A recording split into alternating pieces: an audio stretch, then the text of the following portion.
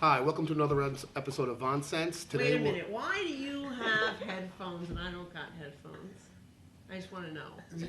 This is going in the live cut. This is staying in the cut, just so everyone I can just see. I just want to know why. So I can hear the audio to make sure that you're coming through, you know what, and I could adjust the audio if you're not coming through. Really, I don't want to hear you guys anyway. So I thought there was music playing behind there. Let me shut off your mic. Hold on. Let me shut off your mic. 1 second. I thought I could be entertained throughout the podcast by listening to Cher.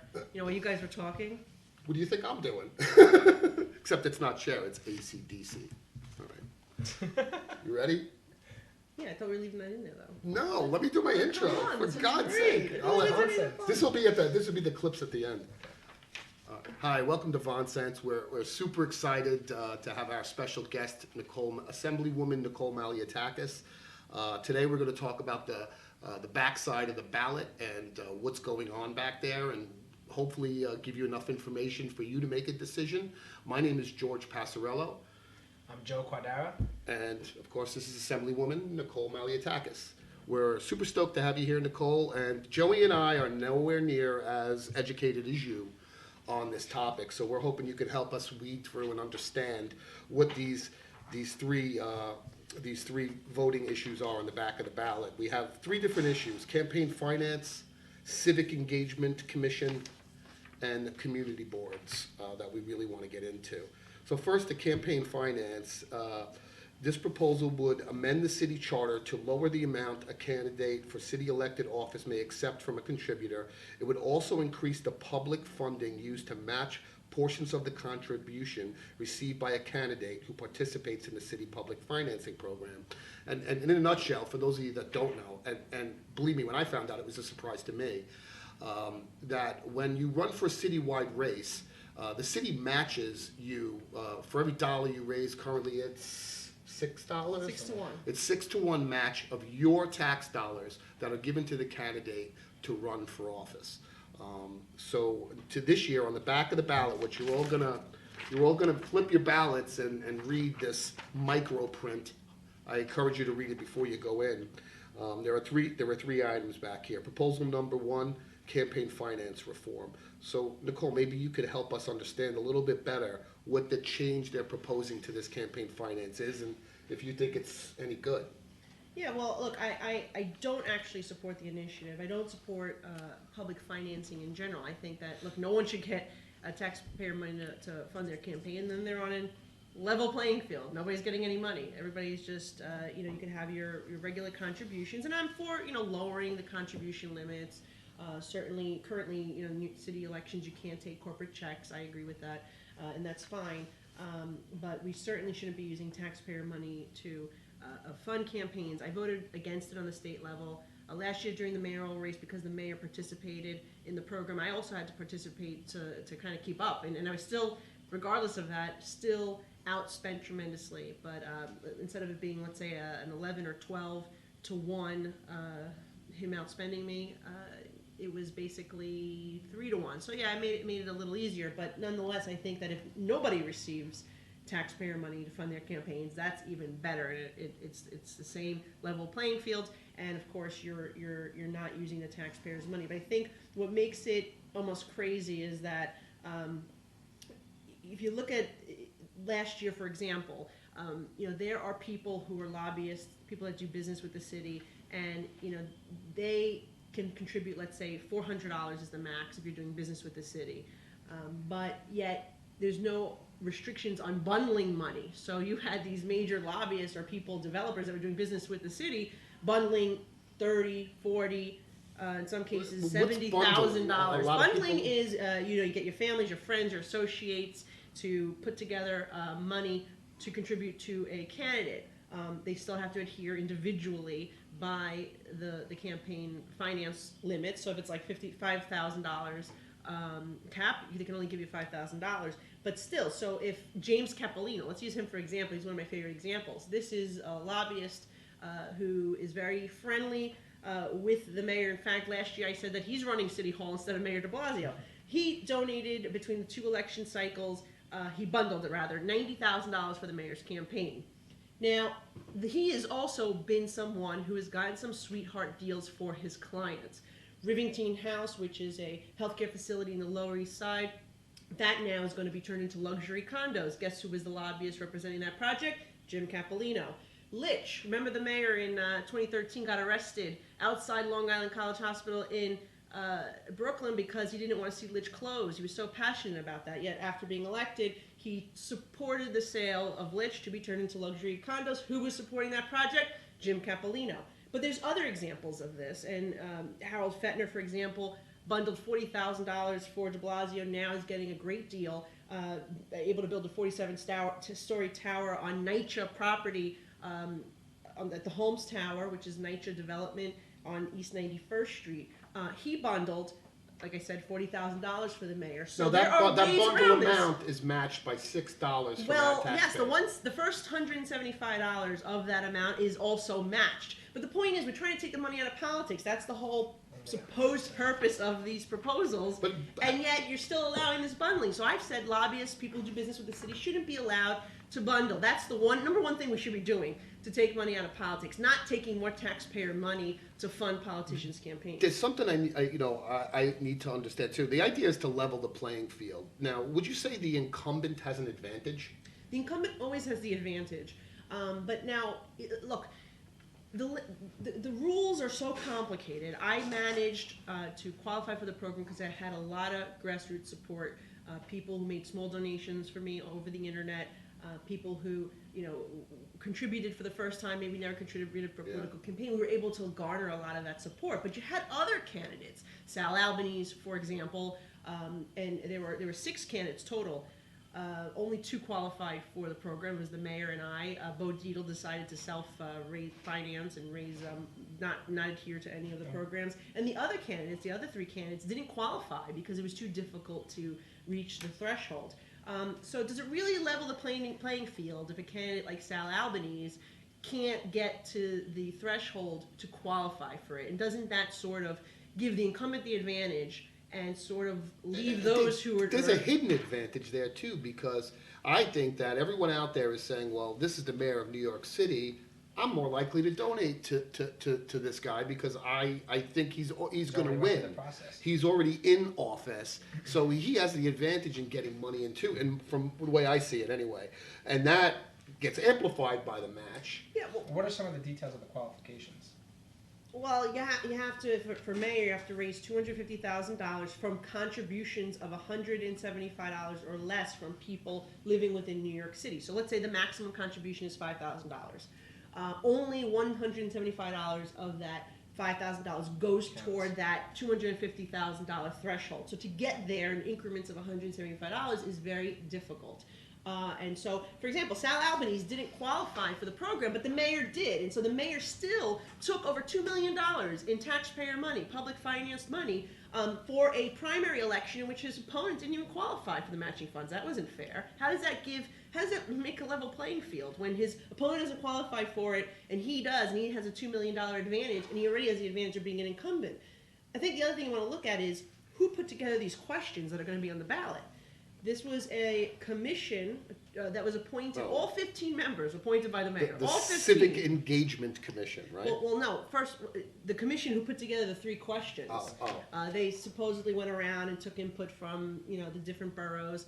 But at the end of the day, it was a 15-person commission, all appointed by the mayor of the city of New York, that put together these questions that are going to be on your ballot. So that, to me, raises a red flag. And then when you look deeper into it, and you see that 7 of them have donated to the mayor, 3 of them hosted fundraisers for the mayor. Nothing says taking the money out of politics. I mean, like you're a commission getting like this, right? You're absorbing this. It's a really scary situation. It opens the door to dirty politics, like Nicole said. I mean, giving somebody a deal. You raised me $90,000, which equated to what in matching funds? It's corruption at its Don't finest. ask me to do math really quick, but it's a lot of money. Is that $450,000 with the match or something? Well, it depends on how many people actually contributed toward that $90,000. And But the point is that people who are doing business with the city, lobbyists, they should not be bundling. it's really inappropriate, and I gave you the examples of real, these are real examples of why, or the exchange that's been made, the pay to play. And so unless we're going to address that. How can we fix it? I mean, there has to be someone that's going, that's unethical, Mayor. Well, do you think I did it. If you recall, I stood out with the for sale You did signs on the gates of City Hall last year to point this out. But one easy thing, like I said, is to not allow lobbyists and those who do business with the city to bundle for political campaigns. That's number one. So, Capolino shouldn't have been allowed to bundle $90,000. Maybe limit what they can donate personally too. They're limited right now at $400 personally, but bundling, getting your associates and your friends and your wife and your kids to all give money is sort of, obviously there's an exchange being made here, which is inappropriate. So that's number one. Number two, if you are lobbying the city for a particular deal, if you are doing business with the city and are getting a particular deal, then that needs to be publicly disclosed. It should be easily accessible by the media, by the public, so we have more transparency. So that's another thing I think. Well, that's that doing business big with the city checkbox, right? Right now, if you go online, you can see, you can look up a company and see if they're doing business with the city. And if they're doing business with the city, and they're on that list, they can only contribute $400, for example, to a mayoral race. That's part of the current forms, right? But now, what happens after the election and the bundling? All that information needs to be out there for the public to see. Do you think it would be fair if everyone can get matching funds except for the incumbent? I was thinking the same thing, or give a different ratio, a 4-to-1 for the incumbent to a 6-to-1 for the Because there's already this encroacher. advantage that the incumbent has, maybe not financially, but I think that's what I think thought originally. that's That's smart. what it was. Well, I think that would be better, but again, I just believe that a level playing field means nobody receives taxpayer money to fund their campaign. You raise the money. If you want to limit the amounts that people can contribute to you, so they're small dollar donations, that's fine. I agree with that. If you want to say, right now there's a $12 million cap on spending for your campaign if you're running for mayor. If you want to limit that, I'm for that as well. I think there's ways we could take the money out of politics with some of the things that I've discussed without having to use the taxpayers' money to fund campaigns. And so, right now it's the program is designed in a way where if the person you're running against is in the program, you really got to be in the program too, just to keep up. Right. And sort of try to level the playing field, unless you're a billionaire, like Mayor Bloomberg could just walk in and write a check for $100 million and pay for all his ads and do everything. You know what? If you want to put your own message. money where your mouth is, I'm good with that. You shouldn't even cap that to me. That's But then the just, question says, are millionaires then only the ones who can then buy elections, or That's what I would say. are they buying elections, or are they? I didn't think about that. It is a complicated issue, but I think that this doesn't really do what it should be doing, and really it's just using taxpayer money for these purposes instead of what it's supposed to be going toward paving the streets, fixing the potholes, cleaning up the litter, helping veterans who aren't getting the proper medical care. I mean, there's a million things I could list in my brain for that. Yeah. It blows my mind. So, in the last podcast, I had brought up a solution, and you can make fun of it. I'll let you make fun of it here in public. I brought up a solution that I thought would help get rid of this, and that would be to open up the media. Radio stations and TV stations have to get an FCC broadcast license, and as part of that license, they should agree to give some free time to the candidates. They're making plenty of money off the airwaves and off the people of the United States of America and New York and wherever you live. So to me, I'd like to see them have to give some free time where we can go on the internet or on live TV, on their websites, on their TV channels, to see what the candidates have to say once a week or every other week during the election, some type of cycle. Now, a lot of people will say, and I think Sarah back there mentioned it before. What about people without TVs? Well, there's still rallies. There's still public events. There's still ways to reach out to people. But if you want signs, you're going to have to raise the money for those signs on your own without a match. If you want palm cards, you're going to have to raise the money for those without a match. But putting everyone on television, to me, gives them the opportunity to speak what they want. We're educated people now, and listen, everyone's down in their phone all day long. Yeah. So remove Well, it from one of social media? the requirements for actually participating in Even Facebook. One of the requirements for participating in the program is you actually got to participate in a debate. And so in my case, it was 2 debates. And you have to participate in those debates if you want to receive the funds. And so, that's important so people actually can see the candidates for themselves and hear what their ideas are. Unless they have Bo Dietl screaming over them the whole time. Then you really can't hear the proposals and see what the candidates stand for. But this is roughly like a $56 million cost to the taxpayers over the last 2 election cycles. So it's, again, $56 million of our tax money, so it everybody should be... everybody receiving no public money. That is leveling the playing field in my view. Yeah, I'm with you, and nothing says I really support you like you can say I'm going to vote for you. I like you, but if I give you $20 of my hard-earned money, I'm probably vested in your campaign. The personal financial side of it is the hardest thing to deal with. Like, is a billionaire going to be much likely? Is it easier for a billionaire to get elected than the average person? Like, that's a big problem because... Yeah, well, I mean, John Catsimatidis was a billionaire, right? Did he put his own money in that race? Well, he did put his own money.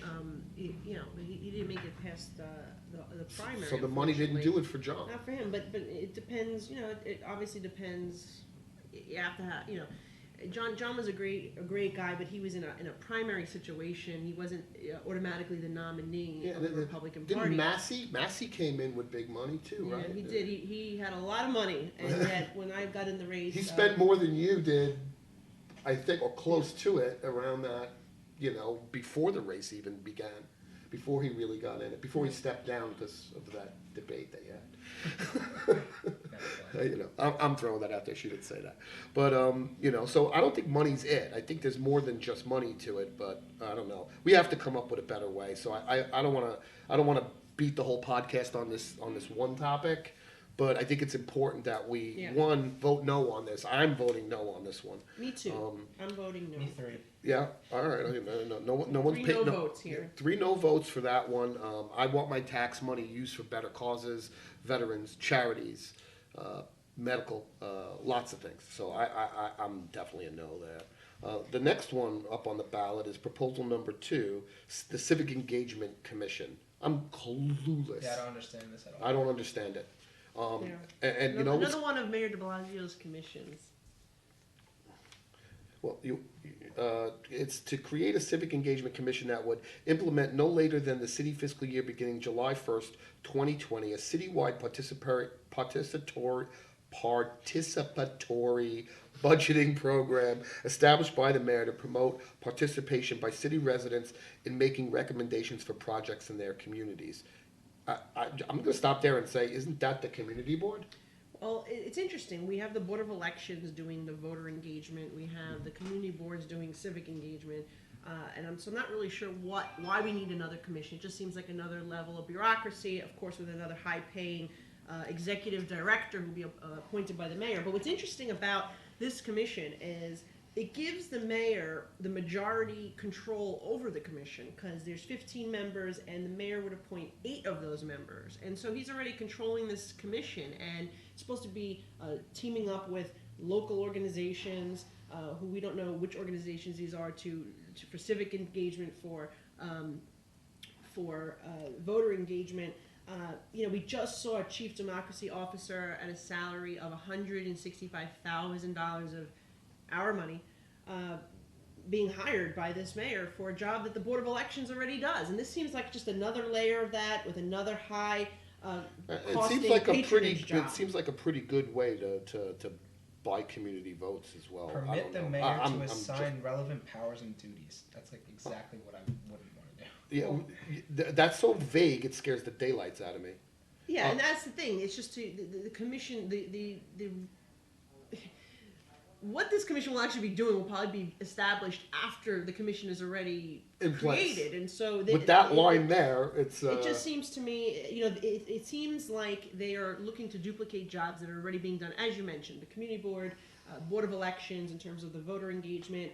It just doesn't feel like the right thing to do. We already saw this chief democracy officer create a fiasco by doing this 400,000 piece mailing to people saying that their voting rights maybe have been revoked and they should call the Board of Elections. And we had a couple about 1,600 people call the Board of Elections frantically thinking that they lost their right to vote this year. and it created just a mess. This is just everything the mayor does. Sometimes I feel like it's just a mess, Yeah. and this many seems commissions. to me just another commission controlled by the mayor.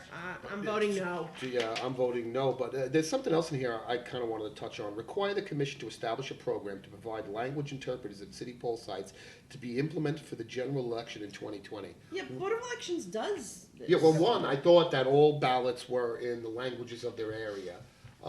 Yes. And two, it sounds very expensive. It sounds like there's 20, I don't know how many Well, does languages. the mayor in do New York. anything that is not expensive? That's the question. I mean, so you know it's going to be expensive. I mean, the city budget went from $70 billion under Mayor Bloomberg to now $89 billion. More than, like, roughly 25% increase since Why he's been in wouldn't you office. use technology to gap that? If you Yeah. speak a language, put your headsets on when you walk in the ballot, hit a button, and have the ballot explained to you in your Zero technology language. involved in the process at all. You know, now they want to put 20 people at every poll site. I don't know how many poll sites there are in the city, but I know that there's a shit ton of them. So, to me, that just sounds like a way to pad jobs. I don't like it. I want everyone to be accessible to voting. I want everyone to be able to vote and understand the ballot in their language, but there's better ways to do it. So this is Yeah, I and didn't as know. you I didn't know say, what I was going to vote till the now. dominating languages in the community are already on the ballot. So, for example, my ballot in certain election districts it is in Chinese, for example. Under my name, it'll be Chinese writing, so you see it both in English and in Chinese. Many communities across the city, they have Russian, they have Bangladesh, Yeah. they have just multiple languages, and so those are all passed by the legislature in Albany to add them. And that makes good sense to me. And so it's And that's expensive again, to the do. Board of but worth it. Election does it. Let's stop duplicating services. Let's stop adding bureaucracy and wasting taxpayer money. I'm voting no. I'm saying it again. Voting no. Provide for one of the mayor's appointees. Stop trying to figure it out here. Yeah, I'm not going to figure it out. I'm just going to vote no. We're going to all solve this problem. So let's get out and please flip that ballot when you go out. Read about this stuff. These are massively important to our community. Yeah, and the our other tax thing, it dollars. says it actually sort of in a way strips the role of the borough president in many ways. Yeah, why not empower the borough president to have a little bit more power than he has now, and work with the community board in a more cohesive fashion? In this Yeah. structure, he only gets to appoint one member, whereas the mayor appoints 8. Yeah. That's two less. Yeah, so he Yeah. controls the whole commission. That's what Nicole was saying. So, there you go. We have a community board. I don't really understand the difference between the Yeah, two. and that's ballot question number 3 is just about that, the community boards. So what This proposal would amend the city charter to impose term limits of a maximum of 4 consecutive full 2-year terms for community board members with certain exceptions. That's vague as could be, for the initial transition to the new term limit system. Require borough presidents to seek out persons of diverse backgrounds in making appointments to community boards. The proposal would also add new application and reporting requirements related to these appointments. If question 2, Civic Engagement Commission, is approved, require the proposed Civic Engagement Commission to provide resources, assistance, and training related to land use and other matters to the community boards. I mean, can I run? They have to. To me, there's a term limit in the fact that you can run for community board anytime you want. No. Well, there sort of is a. Well, what's interesting is the borough president appoints the community board members with input from the city council members, and then And you when have the to new get- borough president comes in, they can either be reappointed. How do I become a community board member if I wanted to be on the Well, community you board? would ask your city council member or your borough president to recommend you the decision that is made by the borough president. And so when the new borough presidents come in, they have the ability to now change members of the community board. They don't have to reappoint the same community board members. It's not like a lifetime appointment. There's no election or voting. There's no election or voting, and so these are really volunteers. These are people who care about their community, care about their district. They want to see, they want to have a say and want to see good things happen. So a lot of land use issues is mostly what they deal with, but they deal with transportation and traffic and other issues as well. It's a volunteer position. They're not paid, so they're doing it because they love the community. So There's like zero benefit, right? There's no parking passes. There's No, there's none of nothing. those types of perks that you may think comes with these types of roles. But the interesting thing is that I'm actually torn on this one, and I haven't really decided what I'm going to do. I can see both sides. Number one, I believe in people bringing new blood, fresh perspective, new ideas to the table, and you do that when you have new members coming in. But at the same time, it's very hard to fill volunteer positions like this. They do take your time. Yeah, some communities are and really you have small. to really want to do this. So, you may find a shortage of people wanting to participate in a community board if you restrict them to 8 years. So I'm torn on this one. I'm not really sure what I'm going to do. But Yeah, I I could tend see- to want to vote no just because the mayor's commission put it on the ballot, and that makes me suspicious. So I'm still not understanding the entire process, but this part here, require borough presidents to seek out persons of diverse backgrounds and making appointments to the community boards. It should just be the person who's most qualified, but if there's no process set, how does that work? So, if, like you said, me and you can go and well, he look, likes. it's just the question, and they really don't give you too much information on the ballot, and there's really not much clarity. Which may be by design, but I'm sure it is by design. My issue is also this. I mean, you're able to read the questions because you've got, a regular Word Print- document yeah. with 12.5. I don't know if we could see Look that, how tiny. but it's tiny. I don't own glasses, yet I am straining to see. And that can mean two things. Maybe I need glasses, or it means that they're using font that's just ridiculously small. I mean, how can the voters read this? Yeah. And I urge you to bring a magnifying glass with you on election day, in case, because it really is small, and I'm getting a headache already just trying to Yeah, read and you know questions. what? Even if I had a magnifying glass, I would probably, if I didn't know people that could help me understand some of these, I'd probably just choose not to vote. Yeah, well, many people do skip over the referendum portion, but it's important. Look, last year. Maybe more important than the election sometimes. Well, last year, stripping the pensions from elected officials convicted of crime was a referendum initiative, and it was one of the ones I pushed for. I worked 7 years with some of the reform members of my conference to get that on the ballot. We finally did get it. It passed overwhelmingly. So that was a great thing, and it was an overwhelming no vote on a constitutional convention on last year's ballot, too. Yeah. So they are important. And that issue I understood, but I'm looking at this number 3, and I'm kind of like, I'm not checking anything. I don't know what to vote on this one. I understand why they want to keep it vague. The bottom line is people voting It's too are almost vague. always in a rush, so fine. You don't want to have long descriptions of each question. So- It's But already a there's not long enough. ballot in some boroughs, like in Brooklyn, for example. It's 2 pages. Yeah. It's already a pages. long ballot. There's Yeah. not enough information or detail to actually make a decision. And if I wasn't involved in politics recently because of my career, I would skip over these so fast. Yeah, most people, I think, you'll see very low voter participation in the ballot, which is why we're doing this. We want people to be informed before they go in, so they're not, Right. sitting there trying to figure out what it all means, because it really is written in a complicated way. It's not so much user friendly. So just to kind of bring this all full circle, there's always, every election, there's always controversy about how the elections happen, how the ballots get decided, what party goes in what order on the ballot. I know the Reform Party has initiated a lawsuit Yeah. because they weren't put in their proper So spot. this is actually an interesting thing. I mean, so let's talk about how you end up being on the ballot. Yeah, board. this people So- pay attention because this matters. It doesn't seem like it does. Every 4 years, when there's the statewide elections, the number of votes cast in that election determine the order in which the parties appear. So the Democrats received the most votes 4 years ago, and so they're the first. Republicans received the second largest votes in that election in 2014, so they're second. And the Conservative Party received the third largest turnout. So how you vote, or what line you vote on this year, is important. And the Conservatives always make a big effort to get people to vote for the governor. And by the way, it's who voted for the governor's race, what party you vote under. That's what matters. So the Conservatives often make a big effort to get people to vote for the gubernatorial candidate on the conservative line, so that way they maintain that on third this line row. going down the ballot right So, and that's what the Reform Party is doing this year. They're hoping that people are going to vote for Mark Molinaro on the Reform Party line so that they can have a better position in the next election on the ballot. And so that's why there's always a fight over over. Yeah, and I voting think on the different Reform lines. Party went into a lawsuit to try and stop the Board of Elections. I don't have that, do you have that Yeah, ballot? well, this is my understanding, so it goes across here, and we can show this on the screen. You gotta But because there's so many hold it up there. parties, there's actually Yeah, a second line.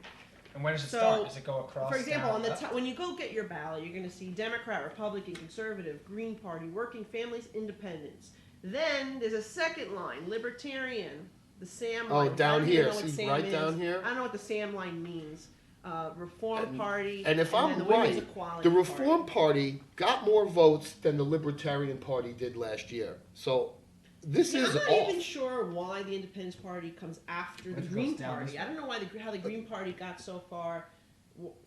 I mean, They're fourth. I don't Down the remember other what way by happened in the votes. last There election. must have been a lot of people that voted on the Green Party But- line more than the Independence Party line, which seems a little shocking to me. I do know the Libertarian line did not have as many as the Reform line. So I just question the whole process. It seems like, again, everybody, it seems like it doesn't matter, but it does matter to people. Imagine somebody that said to themselves, I'm never going to vote for a Democrat again. They might vote for that same candidate as a conservative or as a Green Party member or as a Reform Party member. So all these options have a bigger impact on the election than even I realized. I was fortunate enough to get to work with Nicole on the mayor race, and that's when I really learned what this meant. And I think most people go in there with a blank stare and just check the person that they really like. The line matters as much as the candidate matters. Yeah. I'm not even so sure that's a good thing. I didn't understand the process either when I first started. I'm not sure it is You know, either. what's the benefit of being on two lines? Why can you be on two lines? Is it the same in every state? Which is not, right, Greg? This Yeah. is only a kind of a New York thing. That's Well, this. every state has their own. There's national lines and then there's local lines. So I'm with you, Joe. I don't really get all this cloudiness between the parties, but it is, again, it decides the order of the ballot, the amount of votes. So Makes no difference. yeah, it's uncomfortable and annoying. And again, I just encourage you to really pay attention to who you're voting for. If you like somebody and you never want to vote Republican, you can find them on another line, and that'll make you feel a little I'll bit be better. on 4 lines. I hope you. What lines are support you me. on? I'm on the Republican, Conservative, Independence Party, and also the Reform Party lines. So, hope to have your vote if you live in my district. Yeah, and look, you're going to appear all over here like a chessboard. It's going to be great. Yeah, I mean, of course, I'm voting for Nicole this year, and I encourage you all to get out there and vote. She's one of our finest representatives you could have possibly asked for. One of the most level people I've ever had the privilege of knowing and working for. So if my endorsement means anything to those 6 people that know me, You got the do Passariello it. bump. You got the All bump. right. You got Thank the bump. Thank you. Otherwise, I would too. Please get out there and vote. So we're going to wrap up this episode of VONsense. We hope this helped you in some way. Comment down below if you have any questions for VONsense or Nicole. We'll make sure she gets the questions, and hopefully we can help you understand this ballot a little bit better. And vote. Get out there and vote Tuesday, November 6th. It's coming up next week. Do your civic duty. Vote Don't your ballot. complain ever again if you don't vote. Thank you, everybody. That was powerful.